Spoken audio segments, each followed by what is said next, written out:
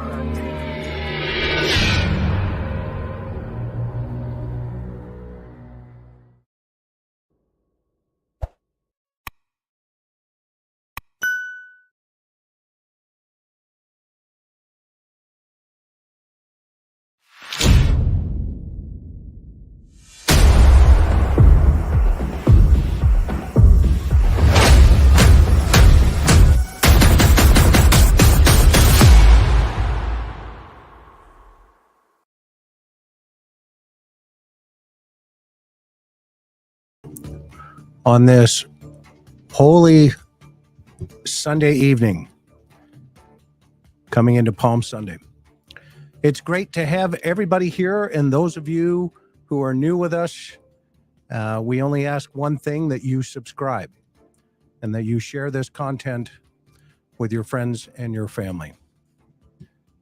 You know, one of the things we want to always recognize is I play a little music up front so that folks can get in here. Sometimes the delay with YouTube takes a couple of moments for everybody to get the notifications. So it's great to have everybody here tonight. We got a great show for you. I've been doing a little poking around. And of course, one of the things I want to keep in mind this evening as we go about discussing the Stephen Smith case a little bit deeper, we all know that there was information in the media about the body being exhumed. We can confirm that is the case. There will be additional information coming out about that. I don't have a whole bunch other than I know that it occurred. So let's cross our fingers that I know Eric Bland and Ronnie Richter have absolutely assembled an amazing team, and they are on it in conjunction with SLED, the South Carolina Law Enforcement Division, and their team. We got a lot to cover tonight. So as always, all individuals are innocent until proven guilty. And at TIR, we don't mention anybody's names. I know there's a couple of names floating around in the mate report. I've read it all. We don't know who's involved in this yet until the authorities tell us who those individuals are. And that's the way we roll here. However, we do follow the evidence wherever it takes us. And I have access to some information and photographs that I'm going to show you tonight that will not compromise the investigation in any way, shape, or form. In fact, I believe some of these observations may even propel this investigation even further. With that said, Dr. B, did you guys love that program or what? My gosh. You know, Dr. Bricado, he is a rock star. And of course, you know, if you've not seen his book or read it yet, get over to Amazon under the medical forensic psychology section. His book has just hit #1 bestseller in the world on Amazon, and in the #1 and the #2 position under medical forensic psychology. So go look Gary up. And tonight, of course, on Oxygen, his program that he's going to be appearing in on the Ted Bundy murders will also be in there. And then, of course, next week, the Cold Case Foundation, and I have a piece of that, will be part 2 on the Hi-Fi murders, which were murders that occurred back in Utah back in the day. That said, I'm not going to show any pictures of the victim out of respect for the family. Of course, everybody understands that. Be respectful to all of our mods. Without them, Miss Sophia, Maui Girl, and Teresa M, and Mimi J2, we cannot do any of this. And more importantly as well, you, each and every one of you, not only are new members, but are members who've been with us from day one. We are absolutely grateful to each and every one of you for being with us from day one. So that said, okay, let's get into it, as they say. So I have to put this little cartoon meme up there. My buddy over at the lab, Josh, made this little cartoon meme about with my likeness, and I kind of thought, well, you know what? I'm just going to put it up here tonight, and I thank you, buddy, for doing that for me. I'm very grateful to you. All right, so this is going to be part 2 of Stephen Smith, and you guys know that we went over part 1 the other day. But what I'm going to do tonight is start doing a deep dive into what I am seeing. And if you can, hopefully you guys can see this and blow it up.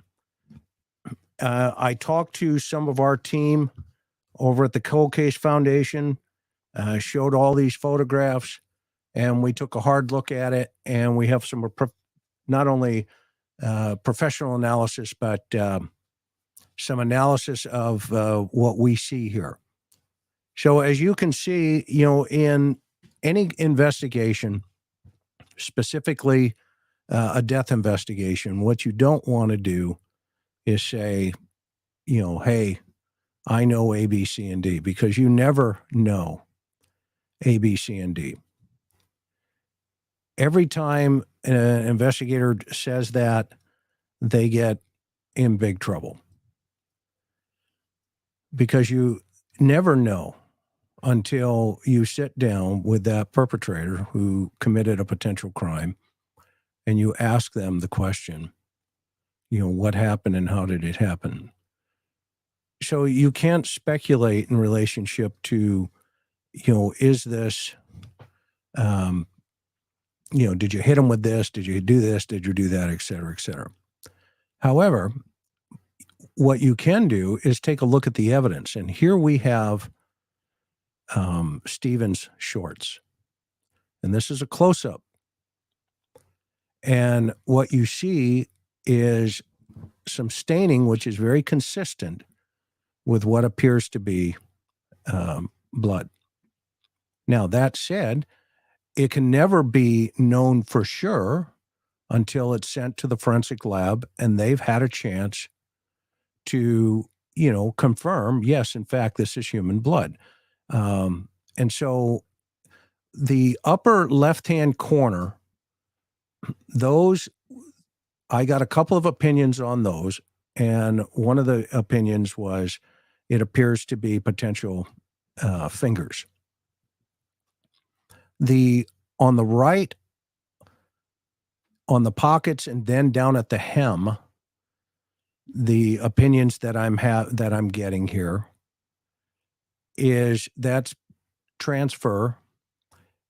And the question is, what was the body positioning? So we sent the photos over, and the bloodstain experts looked at it and said, well, that's very interesting. How did this does not seem to be fitting with the positioning. Now, I'm not going to show the body for obvious reasons, right?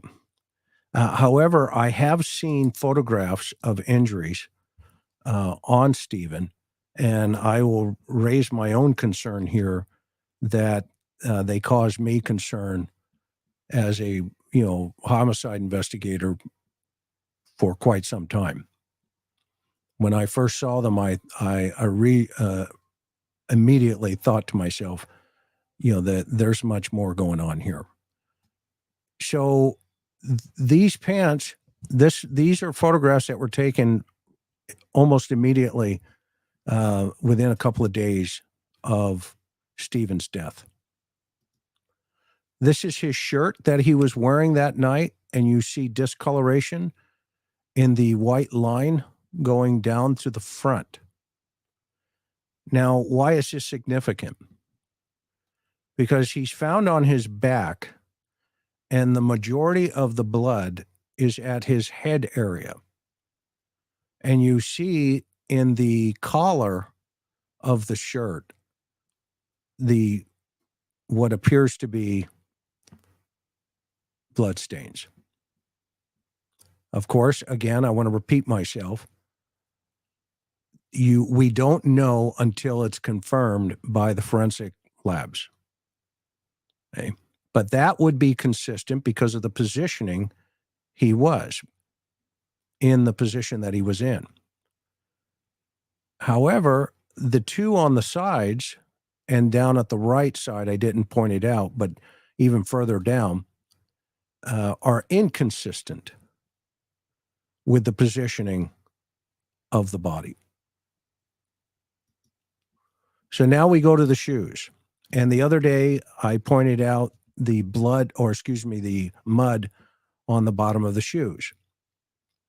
Well, I felt that was very significant for obvious reasons.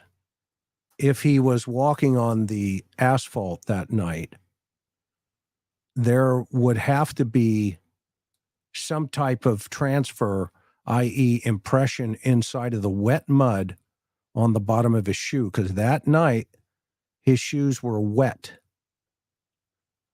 And the question is, if you look a little bit closer on these shoes, and I've got some folks doing that in terms of the photographs, there's a question as whether or not there was blood on the top of the shoes.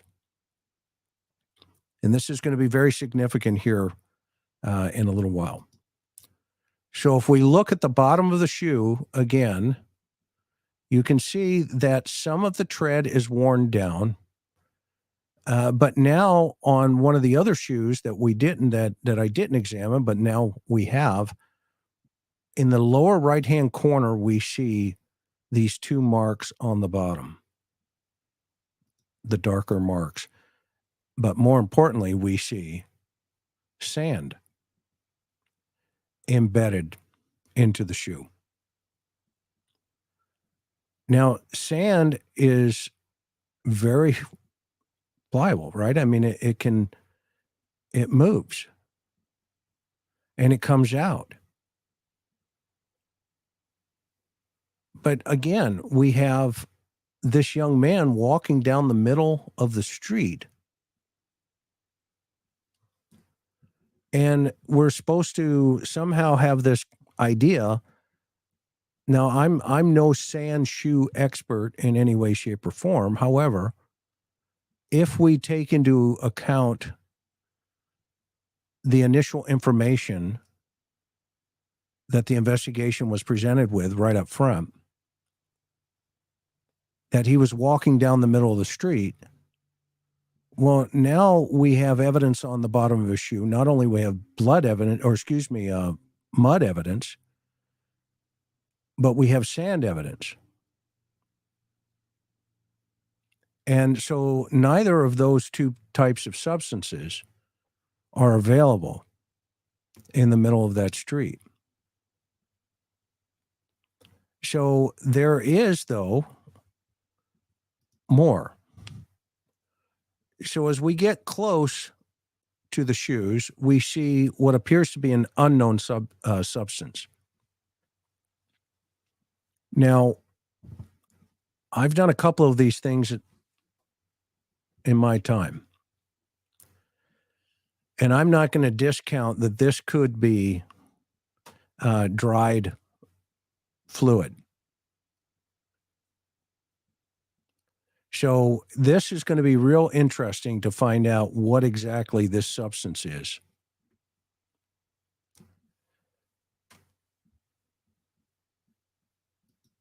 And now we get into why I put the thumbnail the way I did tonight. Everybody look on the upper left-hand side where the arrow is.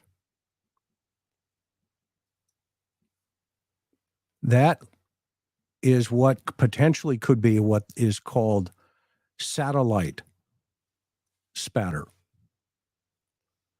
And what that is potentially, until it's verified, you have somebody bleeding. And as the blood is leaving their body and it hits the ground, It's additional blood that's hitting on top of that blood, which is casting a what is called a satellite. And it creates those type of microscopic blood circles like that. So I'm going to take a closer look at this. You can see it there. And if you get a little bit closer, you can also see to the left, you see the discoloration on the left of this shoe. But as we get closer, you start to see what I was just talking about potentially. And I ran this by or ketchup, public house, yeah. Highly unlikely ketchup ends up looking like that. Ketchup is too dense. It's too thick. But good point.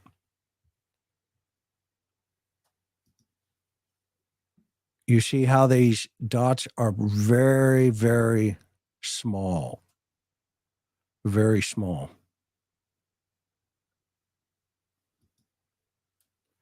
And now we get to the other side, and it appears to be some type of transfer. And you can see it to the left of the dots. Whoops, sorry about that.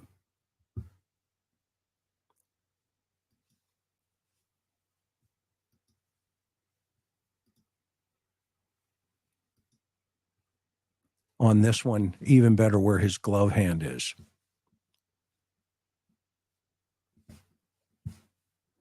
So now, I would say that this is consistent with blood. And I'm sure that they felt so too, evident of the fact they took photographs of it. So now they're going to have to go back, and which, by the way, these shoes have already been tested a long time ago.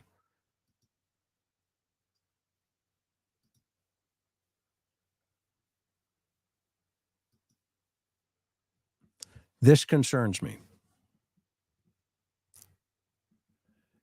The blood on the front of the pants is not consistent with an automobile strike.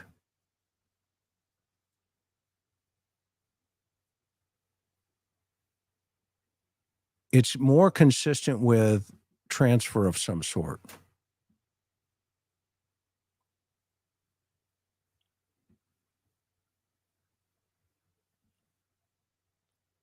And I see people asking where I got the pictures. That's not important. What's important is you're looking at them.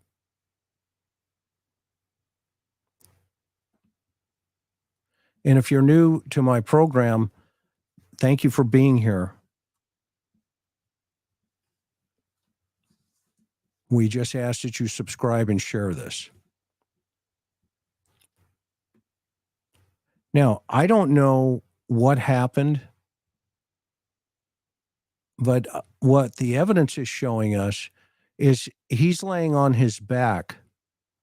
And if he was hit from a truck, i.e. with the mirror, which was the original doctor's belief that it was a MVA, motor vehicle accident, then this evidence here has been in front of them all that time since 2015. And again, that to me, that's concerning. There were multiple reports of a red shirt, a white shirt, a dark shirt. Well, we know what color shirt he was wearing because here it is.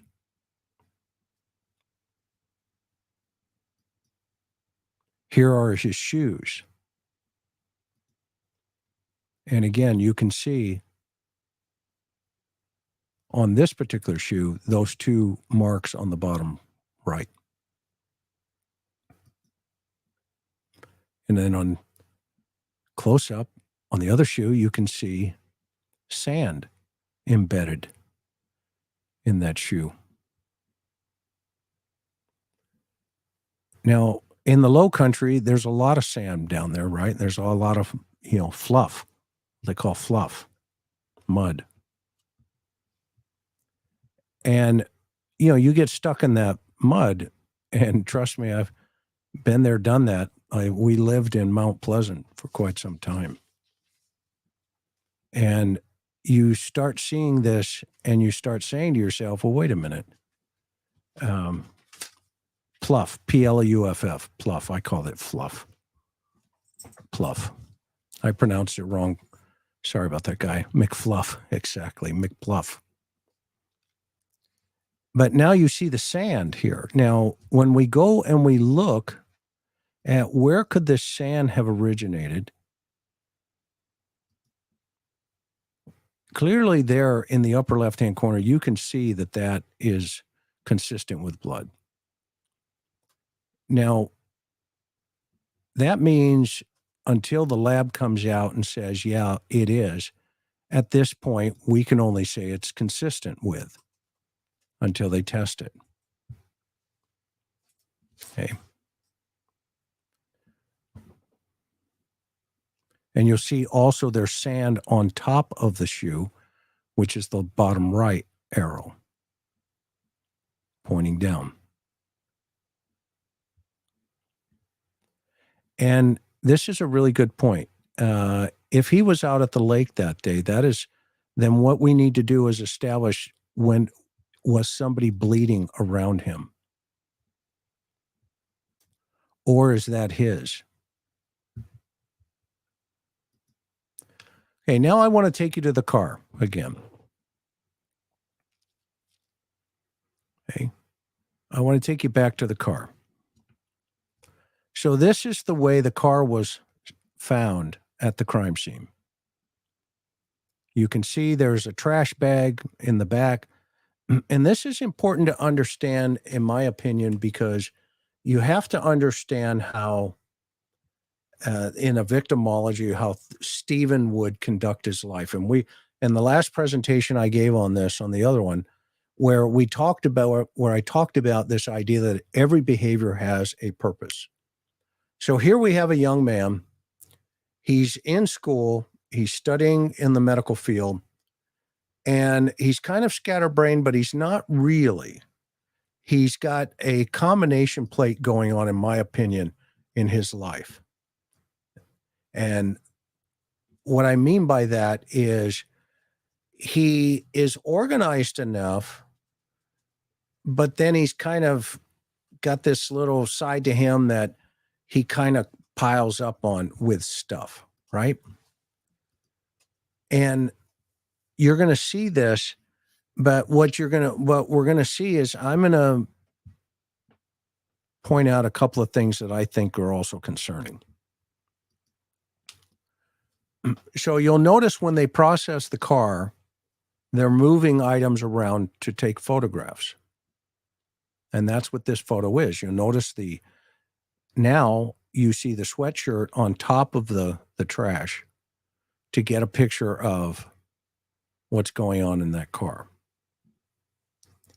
Now, I would submit to you, after these photographs are done, they need to grab everything in that car if this is a suspicious death. Okay. If this is a suspicious death, then everything goes in that car into an evidence bag. And you get back to the lab and you go through it, just like they did with Brian Korberger's trash. They grabbed it and they went through it. So now you see that there's a messaging being presented here. Remember I told you about the exercise we do with homicide detectives? It's called Who's in My Car? because you learn a tremendous amount about Stephen here. You learn some of his habits. You learn some of his, personality. You see the brush there. That's important to him because these are items that are accessible to the individual. And if you look at some of those photographs of his long hair and how he, you would think that, he liked to take care of himself. And well, lo and behold, there's a brush in the back seat, which would be an indication of a habit pattern and or a sense of pride in his appearance. And so there's a whole bunch of behavioral stuff going on here. So you see the evidence tech has moved those items to take a photograph. Now, what he should have done is once he photographed this one, he should have collected the items on the seat, bagged them, and tagged them. Instead, he moved them. And I'm not going to be too critical, but I'm going to call it the way I see it.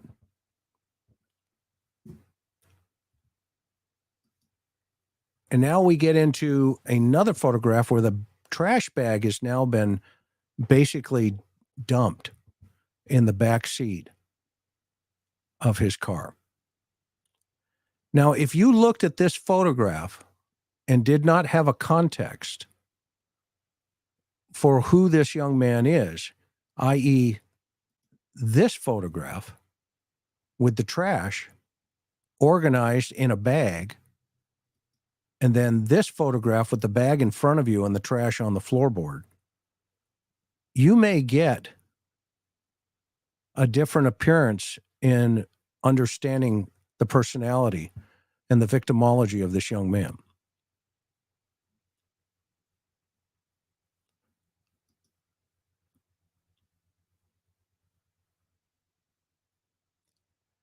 There's a lot of volume here, and what I mean by that is there's a lot of messaging going on here. What can you learn from these items on the floorboard? I mean, you learn, obviously, the car's got oil problems. You learn that, the person drinking these items in there has a certain taste, and you may be able to trace back where these items were purchased. There's a whole bunch of stuff that you can learn. Because now when you go to the back of his car, and this is at the crime scene, what do you see about his personality here?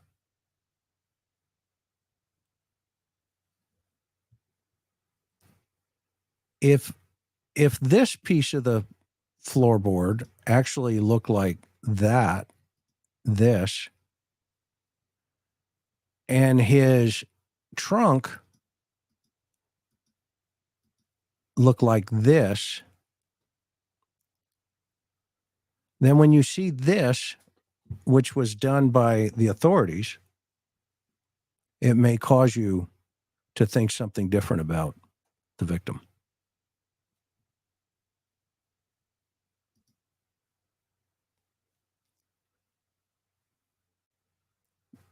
Does everybody see why this is important when we talk about a victimology, not just to look at the victim's, lifestyle, their life patterns, but look how they're living their life around those patterns. Okay. It's critical to understand because here you get a before and after. And one on the left is how he is living, and the one on the right is not how he is living. Now, I'm not saying that at the time anything was done, maliciously or inappropriately by the CSI, but I'm saying that I think there was something going on because this messaging here tells us, okay, a kid that has this type of thing, nothing in the back seat like that. How in the world is this young man just going to arbitrarily walk down the middle of the street? You see, if you saw the one on the right, you would think, yeah, absolutely, this kid, he's just, yeah, he would have done it. But the one on the left causes us to pause, in my opinion. This is just my opinion. And I could be 1,000% wrong.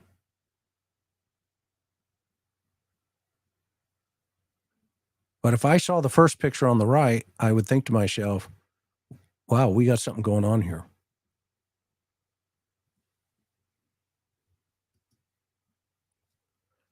Also, to the left of the car, note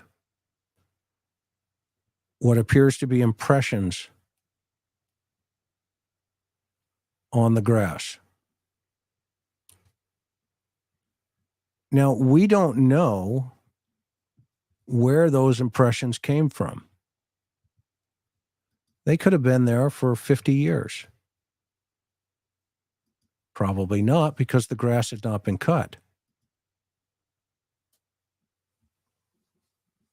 We don't know who caused those impressions, but we can clearly see they appear to be impressions in the grass. And there are two of them. Now, I put the picture on the right because somebody was talking about, a lot of people being there that knew, folks and yada, yada. I don't know if anybody knows the folks in these pictures. It's not for me to know who they are. But if you look at these photographs now, you look at those prints on the grass.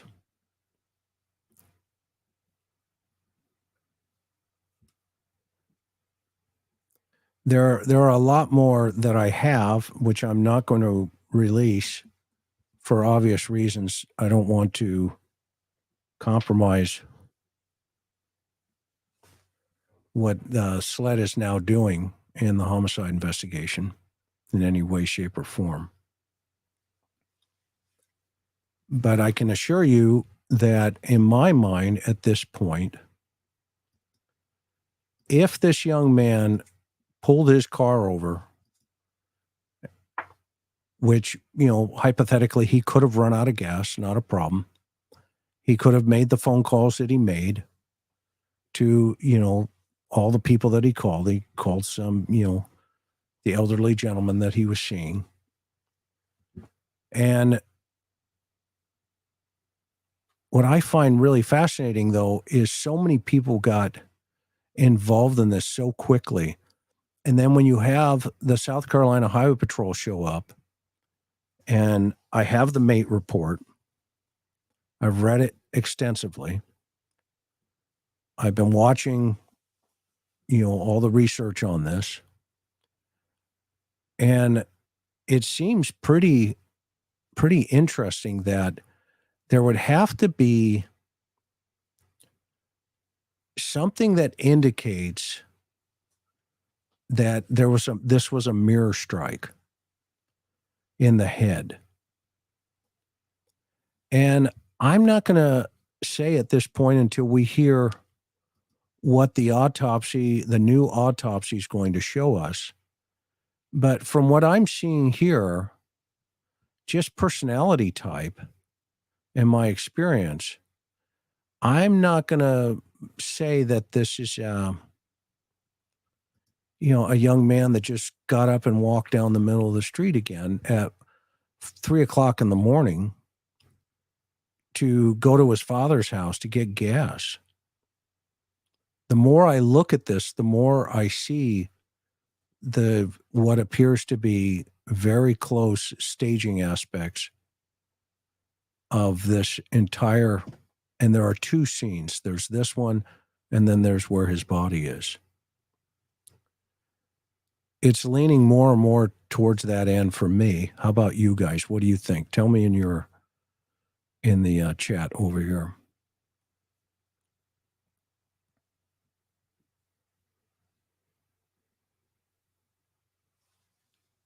Because when you see this, with those marks, and then you see this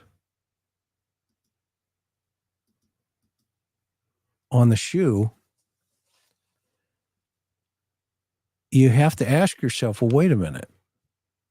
How does that blood get there when it's at his feet and all of the blood is at his head? Well, the only way that can happen, and this is why I think this is an important piece of evidence, is, again, what we call satellite spatter. And what that is let's say you're bleeding and you're leaning over, but you're standing up, and that blood goes straight down, and it's blood that hits within blood. So a second drop would come in, hit the first drop, hypothetically, and then it would create a satellite spray. And those types of dots that you see there could be very consistent with that. Okay? Could be very consistent with that. And this is why also there's a concern about the sand on the top of the shoe. Right? And then you look over at the other shoe and you see what could be transfer. And then we go back to slide 1 here. Hang on for a minute. Or slide 2 of his clothing, his pants. There's a lot going on here. There's a lot of messages here. And this is where I said on the last presentation, I thought these shoes are going to be very, very important to this investigation. And I think when I saw this, it confirmed my suspicions.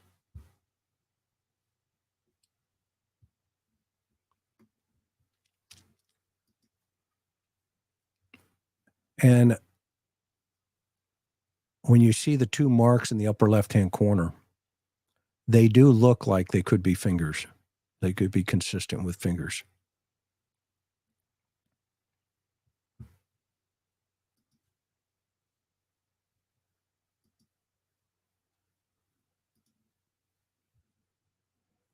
So if you're just getting with us tonight, this is Stephen Smith's shoes and clothing.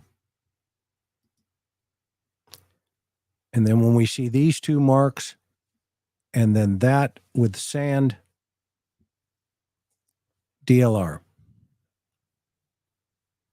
Does not look right. And yes, they took photographs behind the shorts. And even on this one, if you look even closer, you can see what appears, potentially suspicious. So the first day when I saw this, and by the way, this is now obviously drying. Okay. But when I saw these 2 marks, I thought to myself, okay, something else is going on here. Something else is going on here.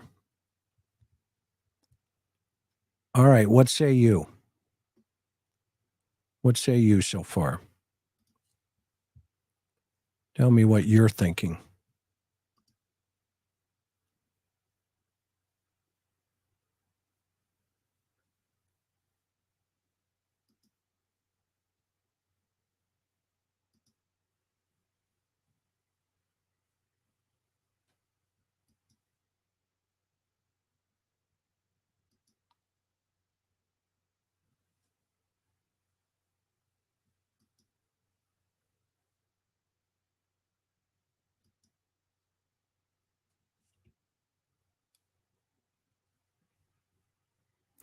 There's his wallet. Again.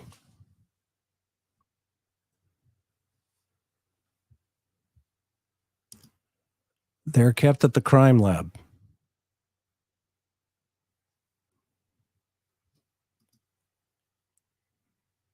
More than one. I am leaning that way myself. I said that recently, that there's probably more than one party involved in this. Oily sand. Okay. What about this, guys? What about this photograph here with the two dots? What do you think of this?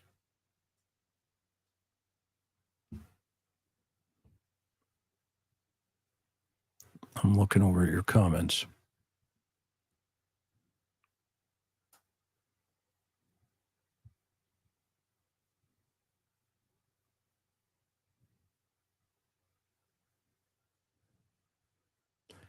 That is a great question, Flipper.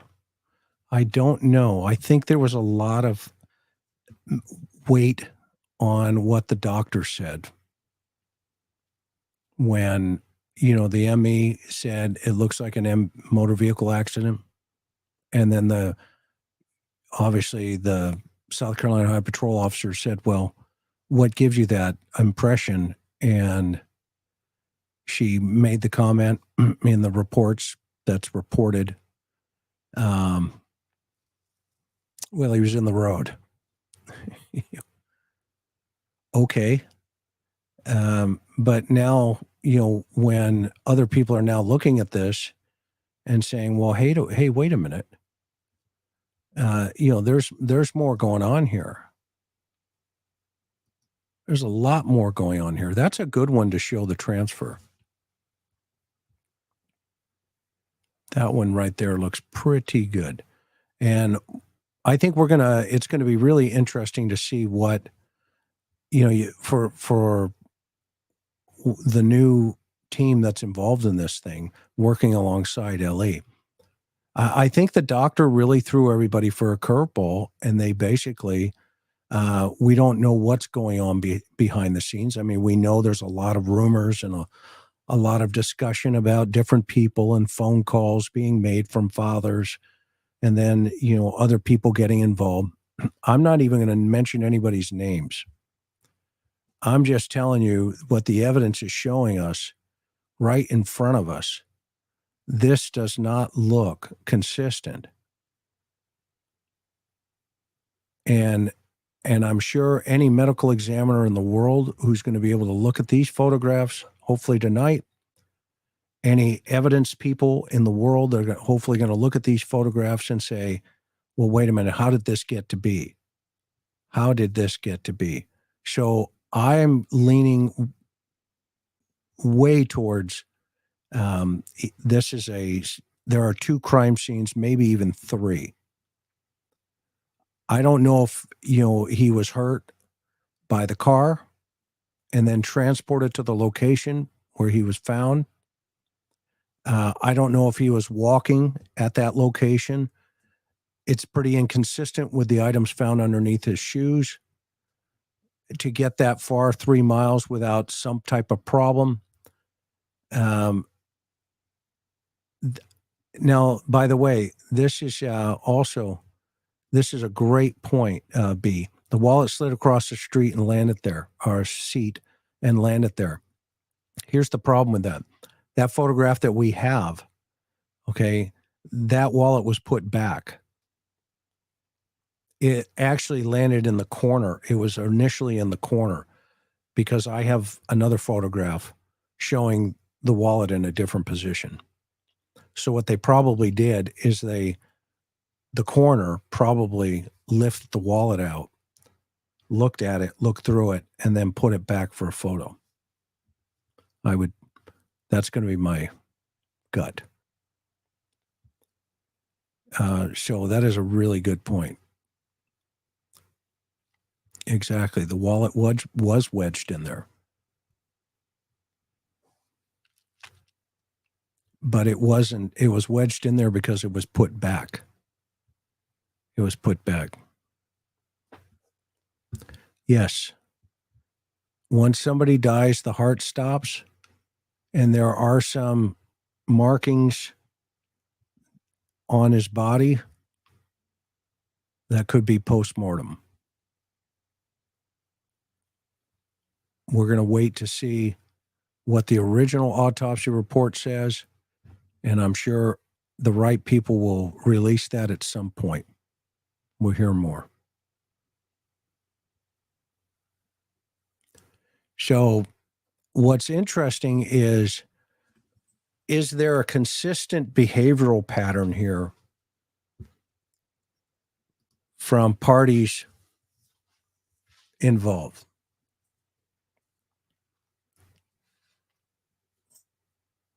I don't know yet.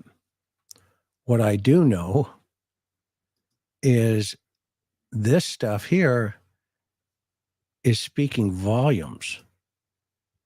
It's speaking volumes. Because the only other place you can see that, even close to it, is over by the car. And that's not wet. I'm not seeing a water source here.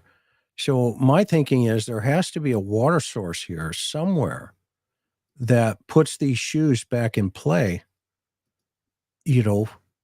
around water somewhere, because they appear to be wet.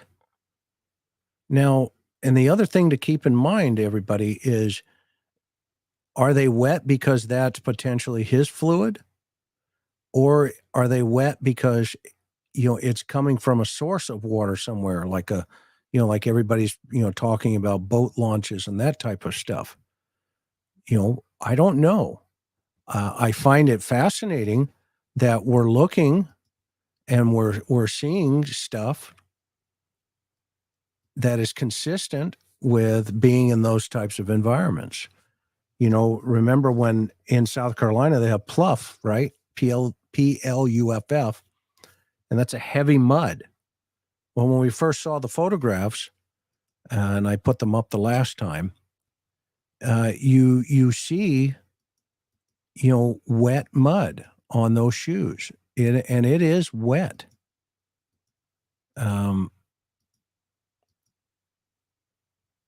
It was wet at the time when they were photographed. So all of the other stuff, later on when things are drying, that it turns different color. In fact, if you go to Nancy Grace's show, they actually show the photograph of the mud dried underneath the shoe. So it's a gray color. It's a grayish color at that point. So this is really problematic for this investigation, because this evidence has been sitting there for quite some time. So now we have to ask ourselves, well, what does that mean based on the information that we already know, i.e. the trial, i.e., some of the other reports that are being released, like the mate report, some of the reporting that's being done from the media. So if we look at this objectively, then one of the things we can't deny is the fact that it's in front of us, from the get-go. That particular picture right there tells us there's trouble in River City. There is trouble in River City right there. Those dots on his shoes in the front. But remember, he's back here with the head injuries and his shoes are down there. So how does that blood get there? Now, of course, they're going to verify that, and I say that, but, so that causes a problem. Okay. That causes a problem. That should have been a huge red flag from the get-go. Absolutely. And now the good part of this is they have these this is theirs. This is them. This is their evidence. And I just zoomed in. All right, what say you? What say you guys? What appears to be consistent with blood, obviously, we're going to wait to see. I want to keep saying that. I shared with you satellite spatter. And by the way, everybody knows, and I just say this, jokingly, it's not, splatter. It's spatter.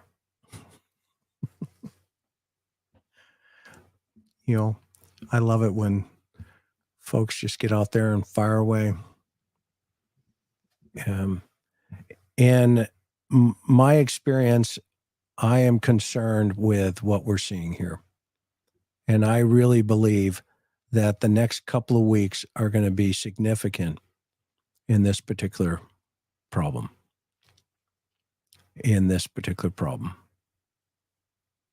Okay. All right. So I'm going to grab a couple of questions. I'm going to keep you here an hour tonight. I know there's a lot going on tonight, so hopefully you guys can get to your families. And I've got a lot of things coming. Gary is grateful you guys put his book at the number 1, number 2 position.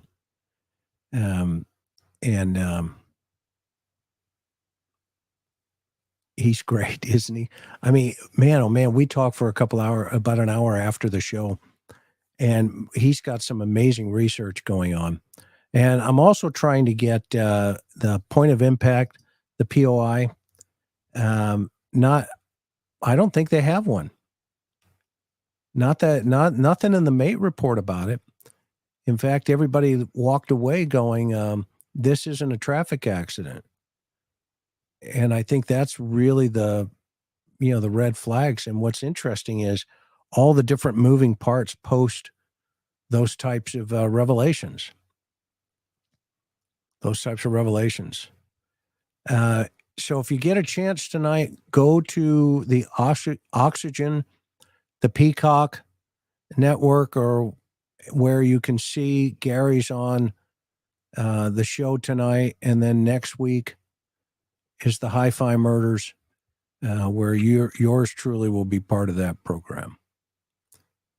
So that said, everybody doing well, hopefully have a super, super blessed evening with your families. And isn't it great that we're hopefully starting to, at least in our chat, show a little more considerations for one another. Fox Harbor, let's sue suspects. Yep. Very aware of it. Joseph, thank you so much. And they are definitely named, but they're not connected yet, other than a phone call. And then that phone call was directed by somebody else to make. Doesn't that sound familiar? Kind of like, Connor and the boat accident. I'm still thinking this is all headed back, in one direction, but we'll see. We will see, and we'll see how it's going to go. Yeah, I got sunburned today, Teresa. I got to be honest with you. I know. Thank you so much. You're so kind. I did. I laid out, man, I went out in the pool, and I don't have a pool in my Airstream, where the place where we're staying. And I just sat in that pool for quite some time, and my sweet Karen went and worked out and came back. If he was hit by a car, would those blood drops be there? No, they would not be that small. That's the other thing. Okay. They would not be that small. And Buddy is right here. You guys want to see Buddy? Let me go get him. Hang on. He's doing well, by the way. He just had his heart medication. They kicked it up on him. So hang on just for a sec.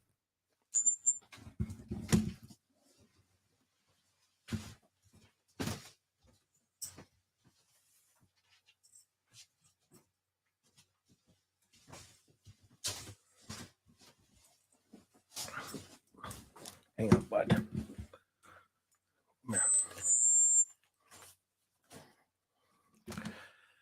So Budzo had a birthday recently, turned 8. And those of you who are new to our channel, This guy here is our mascot. He is a Jack Russell Terrier. He's my good buddy. If I can teach him how to talk into the mic, I would. But he had a little heart issue, and the doctors got it under control. We took him to a cardiologist, one of the best, actually. And they said they could actually do some surgery on him, but we would have to send him to Japan. And man, I said, well, what happens if we don't? And he said, well, he's got a little enlarged heart. But they've got him on medication that has recently shrunk his heart down to the right size where it should be. So the meds seem to be working. And, we love this little guy. He's part of our family, and he's part of the TIR family as well. And if you get a chance, go over to our merch. We've got some buddy stuff over there at some point. But all we ask is that everybody just continue to subscribe.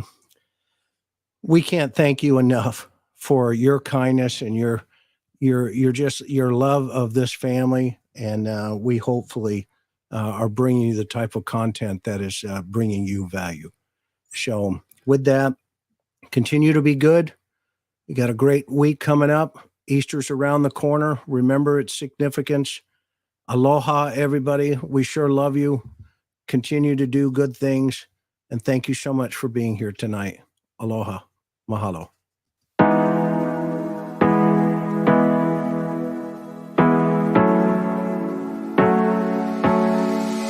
Hard working every day. I'm stressed out 24/7, babe. No timeouts. Wish we could fly away. You and I go to our favorite place. Oh yeah. Make special memories together. I'll be your company now and forever. I say we fly away. You and me go to our favorite place. Feeling the sun on my face in Hawaii. With you, Hawaii. With you, Hawaii. With you, Hawaii. I need a summer breeze, some fresh air to put my mind at ease. No cares. You wanna come with me? Me and you go to our favorite tree. Are you ready now? We jump on a plane now. We're taking away. Yeah, we're taking away. Don't hesitate now. We're taking away. Yeah, we're taking away. We'll never come down. We're going away.